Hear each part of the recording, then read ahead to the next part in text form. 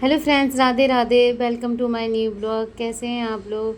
उम्मीद करती हूँ आप सब लोग अच्छे होंगे और आपकी पढ़ाई भी अच्छी चल रही होगी। फ्रेंड्स, सुबह 6 बजे उठ गई थी मैं। उठने के बाद मैंने घर का जो भी काम होता है वो ख़त्म किया और उसके बाद मैंने अपनी पूजा करना स्टार्ट कर दी। फ्रेंड्स, आज संडे था, लेकिन मेरा तो सेम टाइम होता है उठने का, चाहे संडे हो या मंडे। मतलब मुझे तो सेम टाइम पे ही उठना है। और गर्मी इतनी पड़ रही है तो ज़्यादा देर तक सोया भी नहीं जाता। सुबह को लाइट की बहुत प्रॉब्लम रहती है, इसलिए मैं सुबह जल्दी ही उठ जाती हूँ। सर्दियों में तो ऐसा रहता है कि सर्दी की वजह से नहीं उठ पाए, लेकिन जो लोग पढ़ाई करते हैं उन्हें तो उठना ही है।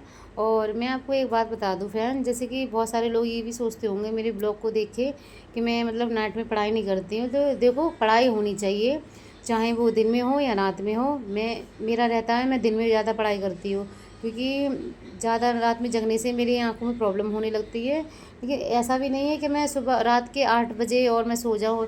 कभी कभार ऐसा होता है 2 भी बज जाते हैं, लेकिन इससे ज़्यादा मैं नहीं जाग पाती हूँ। लेकिन पूरा दिन मेरा यही रहता है कि घर का काम है, 2-3 घंटे निकाल के साइड में कर दो, बाकी मेरा पढ़ाई का ही रहता है। और जितनी भी मुझे पढ़ाई करनी होती है 10-11-12 घंटे मैं आराम से कर लेती हूँ। और मैं आपको बता दूँ, देखो, ज़रूरी नहीं है वही लोग मतलब टॉप करते हैं अपनी लाइफ में कि जो नाइट में पढ़ाई करते हैं। दिन में भी पढ़ने वाले भी बच्चे मतलब अच्छा अपना परफॉर्म कर लेते हैं, अगर वो ईमानदारी से पढ़ाई कर रहे हैं तो। पूजा ख़त्म होने के बाद फ्रेंड्स मैंने अपनी चाय बनानी स्टार्ट कर दी। आज मैं थोड़ा लेट हो गई थी, क्योंकि घर का जो संडे वाले दिन होता है इसमें थोड़ी मैं साफ़ सफाई भी करती हूँ। तो पूजा भी कर ली, लेकिन चाय बनाने में मैं सोच रही थी थोड़ा जो भी मैं अपनी नई एनसीईआरटी लेके आई हूँ, पॉलिटिक्स की लेके आई हूँ अभी तो फ़िलहाल में। तो पहले मैं लेके आई थी हिस्ट्री की, जियोग्राफी की, और हिस्ट्री जियोग्राफी की थी हाँ। अब लेके आई हूँ पॉलिटिक्स की, और जो इकोनॉमिक्स की जो नाइन्थ क्लास की एनसीईआरटी है वो वाली लेके आई। अभी तो मैं फ़िलहाल इतनी ही लेके आई हूँ।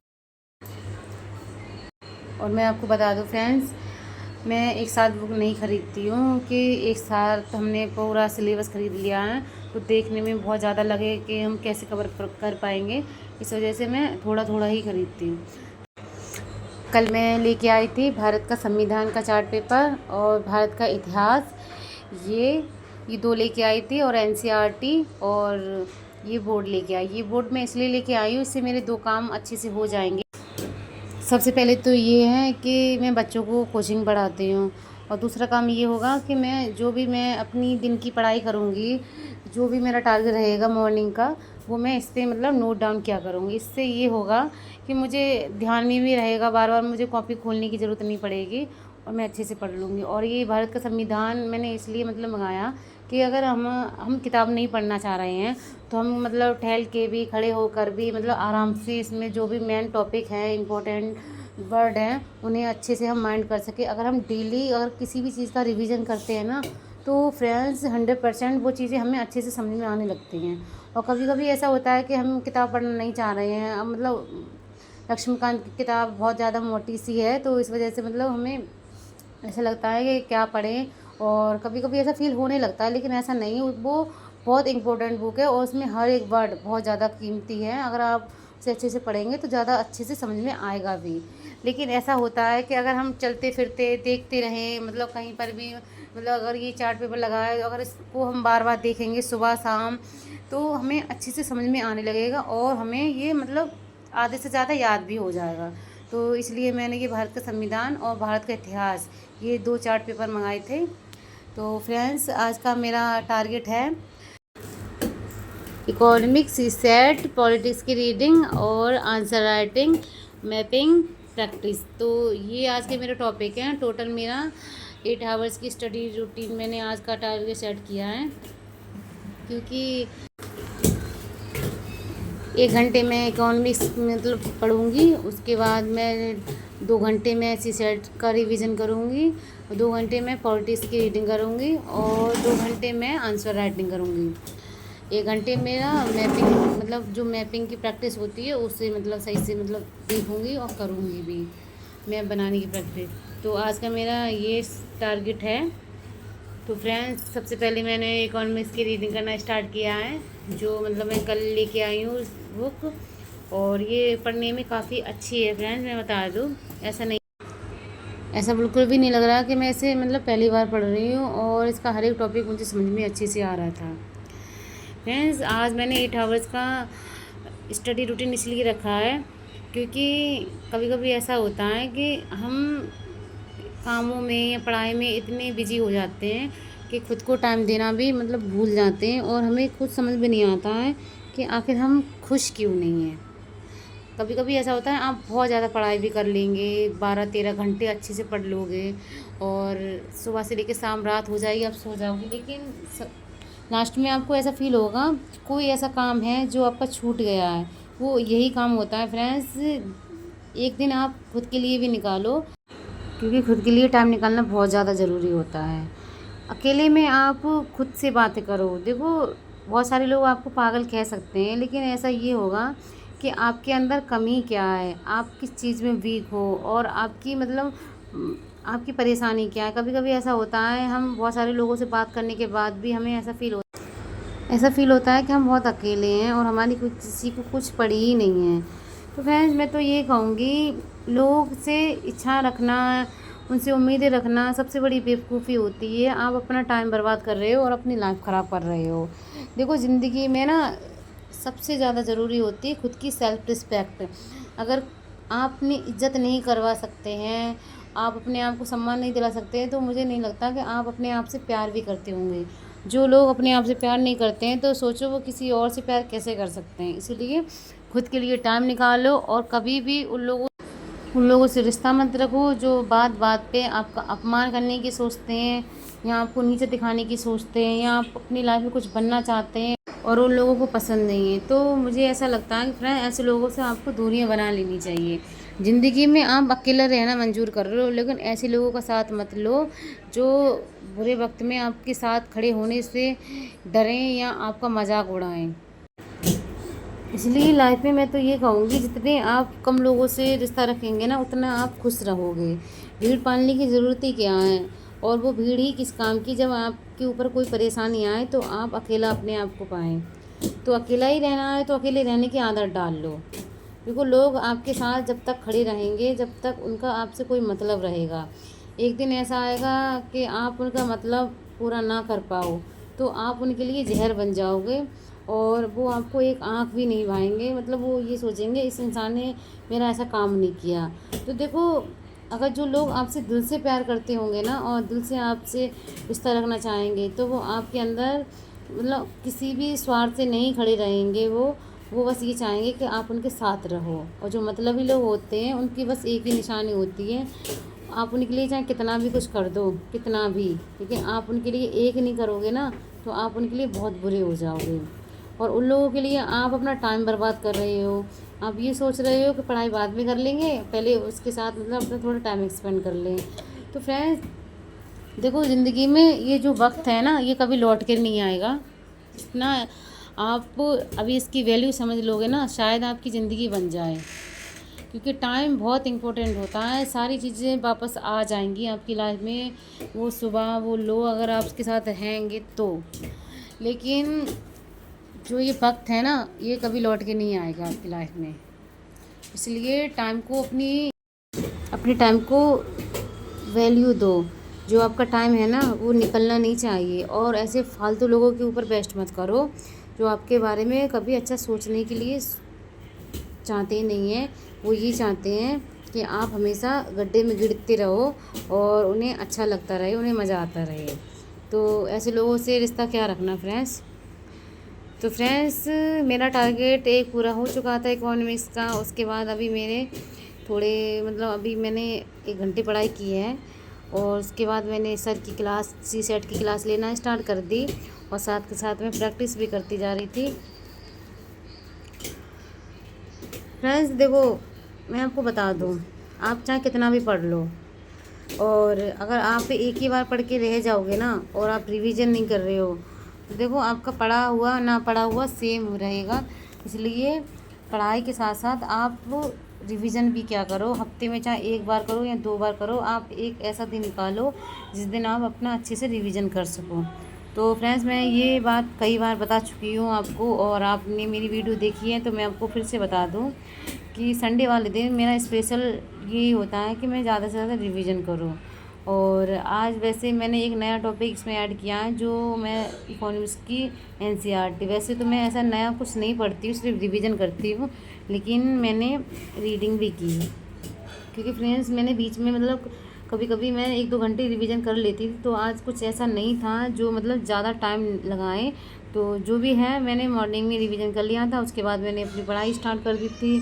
और अब मैं ऐसी सर क्लास ले रही हूँ जो मधुकर सर पढ़ाते हैं यूट्यूब पर। देखो फ्रेंड्स, मैं ये कहना चाहती हूँ, आप अपनी पढ़ाई किसी भी ज़रिए से ना रोके, किसी भी कारण से आप हमेशा पढ़ने के बारे में सोचो। देखो, अगर आपके अंदर लगन है, चाह है, तो आपको कोई भी नहीं हरा सकता, कोई भी नहीं रोक सकता। जो लोग ये सोचते हैं ना कि मेरे पास पैसे नहीं हैं, ये नहीं है, देखो कुछ पैसे आप स्टॉक कर लो, कुछ दिन की प्रॉब्लम आप देख लो, लेकिन आप पढ़ाई के लिए कभी मत रुको। पढ़ाई ही एक ऐसा मंजर है जो ज़िंदगी में आपको उस ऊंचाई पे ले जाएगा जहाँ लोग आपको कभी देखना नहीं चाहते हैं। देखो, जिस तरीके की आपकी ज़िंदगी है, आप चाहे अगर आप मिडिल क्लास फैमिली से हैं और आपके घर के हालात कुछ ख़राब चल रहे हैं, तो आप बस ये सोचो कि आपको अपनी घर की हालातों को चेंज करना है, और आपको एक दिन इतना बड़ा बनना है कि जिस चीज़ पे भी अगर आपके माँ बाप उंगली रखें तो आपको अपना बैंक बैलेंस ना देखना पड़े। बस आपको इतना काबिल बनना है, और आप उन लोगों की मदद कर सकें जो पैसे की वजह से पढ़ाई नहीं कर पा रहे हैं, उनके बहुत बड़े सपने हैं, आप उनके सपनों को सपोर्ट कर सकें। देखो, ज़िंदगी में चाहे आप कितने भी बड़े बन जाना, लेकिन कभी अपने पुराने दिन मत भूलना कि आप किन दिनों से निकल के आए हैं और आपने कितनी कठिनाइयों का सामना किया है। अगर आपको ज़रूरत पड़े तो आप हमेशा लोगों के बारे में ही सोचना, उनके भविष्य के बारे में सोचना। अगर कोई बच्चा पढ़ना चाह रहा है और उसकी पढ़ाई रुक रही है पैसे की वजह से, तो मैं ये कहूँगी आप हमेशा ऐसे लोगों को मदद करें। अगर आपको भगवान ने पैसा इतना दिया है कि आप दूसरों को मतलब दूसरे की ज़िंदगी संवार सकते हैं, तो मुझे ऐसा लगता है तो आपको उनकी मदद कर देनी चाहिए।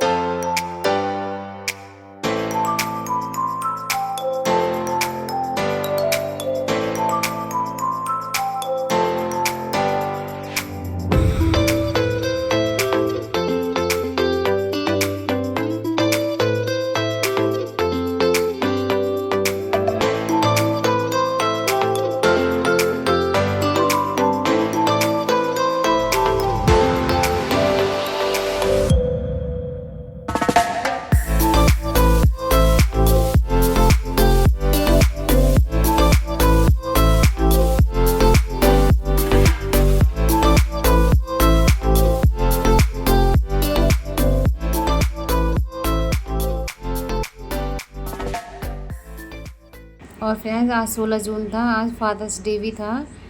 तो मैं ये कहना चाहूँगी कुछ लोगों से कि एक दिन अपने बाप का फ़ोटो लगा के स्टेटस पे कि हैप्पी फादर्स डे, बहुत सारी चीज़ें लिखने से उनको मान सम्मान नहीं मिलेगा। अगर उनके लिए कुछ करना ही चाहते हो ना, तो प्लीज़ इतना करो कि वो अपनी ज़िंदगी में सर उठा के जी सकें और उन्हें आपके ऊपर प्राउड फील हो।